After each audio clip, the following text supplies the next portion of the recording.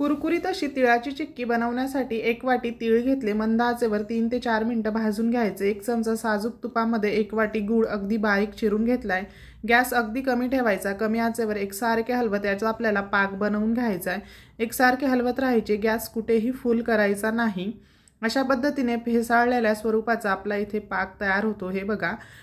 त्यानंतर पुन्हा 2 ते 3 मिनिटं पाक कमी आचेवर शिजवून घेतला। पाक ओळखण्यासाठी एका डिशमध्ये गार पाणी घेतले, त्यामध्ये 2-3 थेंब टाकून बघायचे। अशा पद्धतीने कडक असा पाक तयार झालाय। आता यामध्ये आपण भाजून घेतलेले सर्व तीळ टाकून घेऊयात। गॅस लगेचच बंद करायचा। व्यवस्थित मिक्स करून घेतले। एका पोळपाटला तेल लावून घेतले, त्यावर आता सर्व मिश्रण टाकून अशा पद्धतीने मी इथे लाटून घेतले।